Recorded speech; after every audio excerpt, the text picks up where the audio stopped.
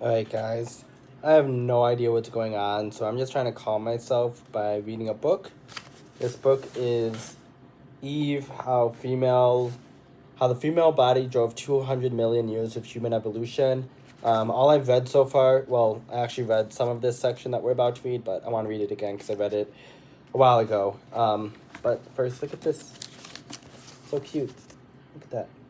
All I've read is the introduction, pretty much just talking about how there are so many gaps in research.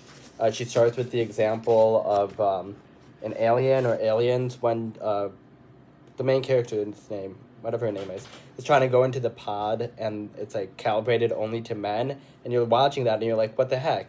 But then if you actually like look into things, like so much research is only done on men as the default. That you just miss a lot of things when it comes to women. So yeah, I highly suggest getting this book. It's one that you can reread multiple times. The writing style, well, you'll see. But yeah, so this chapter is called Milk. I'm just gonna get some water.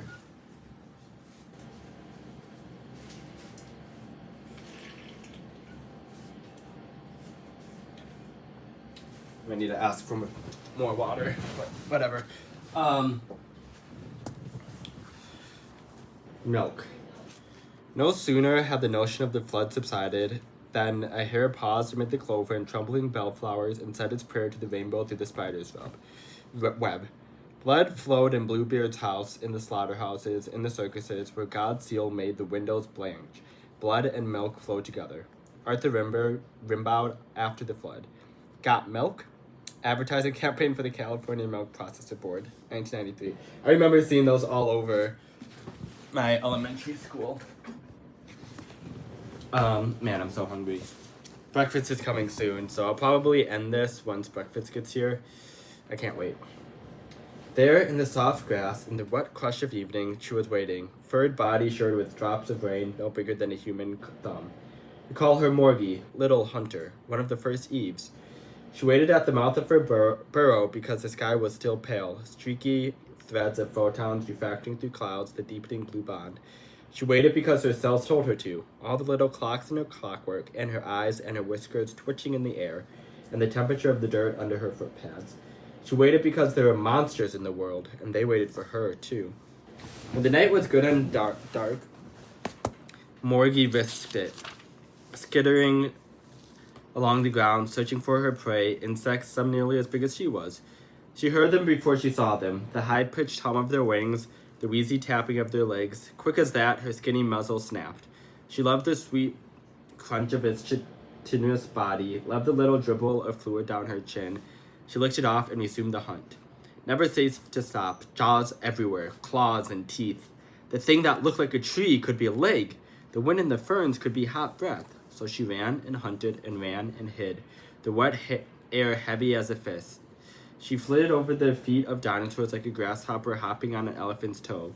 She felt their low bellows not as a sound so much as an earthquake. This was life every night for Morgan Nikudan. Sounds like a Pokemon. She who lived under giants.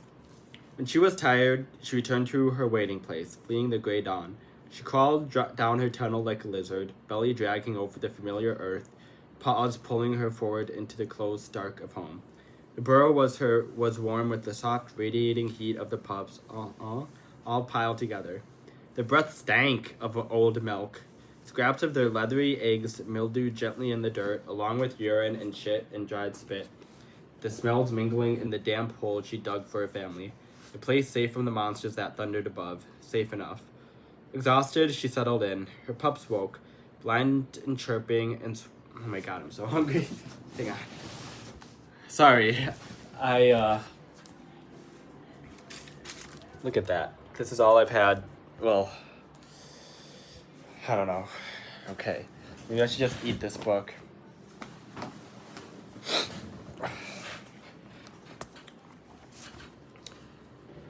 Her pups woke, blind and chirping. And swam across one another towards her belly, where beads of milk sweated out of her skin. Each pup jockeyed for the... Wait, did we already read this? I don't know. Each pup jockeyed for her best spot. They slurped her wet fur, faces soon coated in milk. She stretched out on her side, whiskers finding the one closest to her head. Lazily, she rolled him over on his back, nuzzling his unrolled ears, his thin eyelids still closed. She dragged her raspy tongue down his belly to help him defecate, which he couldn't yet do on his own. The milk and the crap and the egg scraps in that dark little burrow, these are the origins of breasts. Morgie is the real Madonna. I'm Madonna. Creatures like her nurse through their young in a dangerous world, not only to feed them but also keep them safe. To put it in the simplest terms, women have breasts because we make milk. Like all mammals, we nurse our young with the cloyingly sweet, watery glue that we secrete from specialized glands in our torso. Why human breasts are high on our chest rather than near our pelvis, why we have only 2 of them instead of 6 or 8, and why we're surrounded to varying degree by fatty tissue that some people find sexually appealing are all questions we'll get to. But the heart of things, human beings have breasts because we make milk. And as far as the latest scientific research can determine, we make milk because we used to lay eggs, and, weirdly, because we have a long-standing love affair with millions of bacteria. Both can be traced back to Morgie. Fun fact, you have something called a gut microbiome that influences your emotions, so you know the phrase, you feel it in your gut, is actually true. That's why I don't really like the phrase trust your gut because those emotions could be misleading and based on prejudice. I like the phrase trust and verify. So trust and verify your gut. Like figure out why you're feeling a certain way and if it's because of some prejudice or heuristics or whatever. Going quick. Which came first, the chicken or the egg? Jurassic beasts tramped over Morgie's burrow every day. Meat eaters as big as lorries ran around like ostriches on steroids. Some, in fact, look like ostriches on steroids. Loch Ness-style coelosaurs lived in the sea. With all the big niches in the ecosystem taken, most of our early eaves evolved underfoot, which is hardly the place you wanted to be 200 million years ago. Even the Earth was dangerous. The supercontinent, Pangaea, was starting to break up. Tectonic shifts tore Morgie's world apart. Water rushed in to fill the widening gaps, birthing new oceans with the hiss of lava hitting water. Man, that just reminded me of Avatar. Maybe I should... Oh. I'm excited now. I'm going to watch The Legend of Korra. That's one of my comfort shows. I started rewatching it a few days ago. A few days. Oh my god, that's a lie. A few months ago. But then stuff... If you're new to the channel, this is how I always am. I just get distracted. So if you are watching this solely because you want to hear the book, this is not the channel for it. Go buy the book yourself or get an audiobook or something. But if you just want to hear me ramble and read, then you came to the wrong place. Right. Still, Morgie was an incredibly successful species. Her fossils have been found everywhere from South Wales to South China. Where there could be a Morgie, it seems, there was. She was adaptable, resourceful, and she had a lot of kids. The geneticist J.B.S. Haldane, so there's a footnote there, so after this sentence I'm going to go to the footnote. Like to say that God had an inordinate fondness for beetles, for he made so many of them. Eating them was a successful strategy for insectivores like Morgie. So footnote for J.B.S. Haldane, if you've ever heard of a clone, that was Haldane. He was the first person to compose a scientific paper in a forward trench, specifically in France during World War I. One of his co-authors, sadly, was killed in battle, so Haldane apologetically submitted for publication early, giving the man's inability to collaborate further.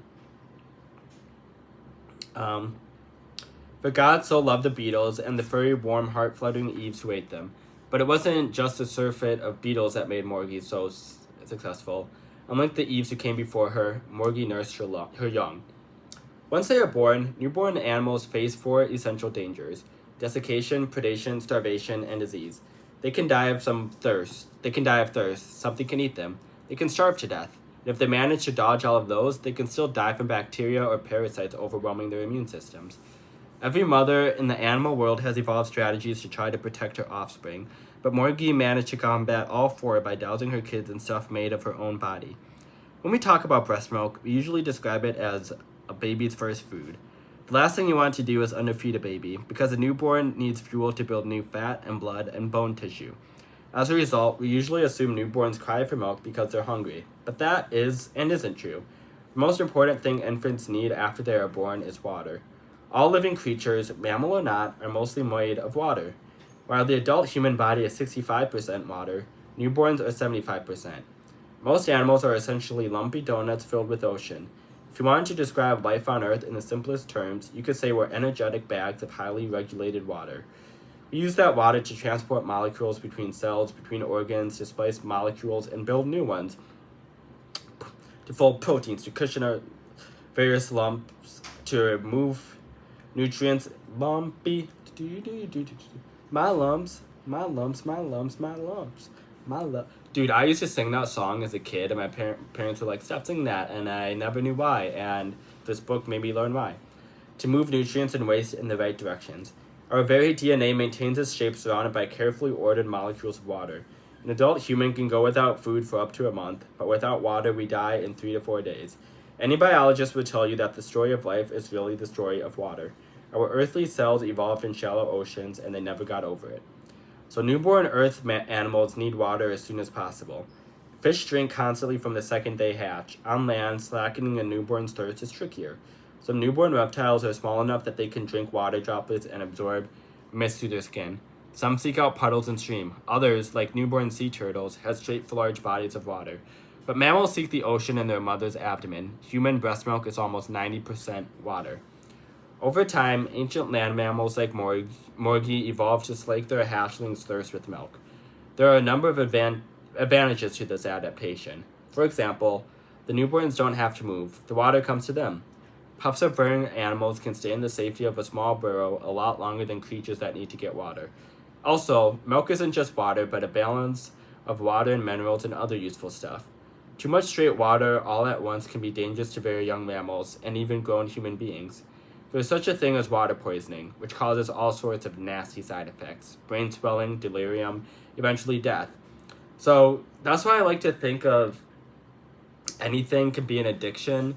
It's all about how you use it. So technically, water can be an addiction. That's why you shouldn't give.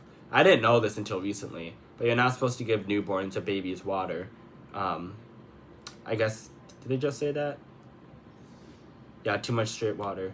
So, like, I'm glad I learned that. And obviously, once I have a child, well, once my wife has a child, well, I would have, like, read up on that and learned that. But it's just, it's amazing the things that you don't know.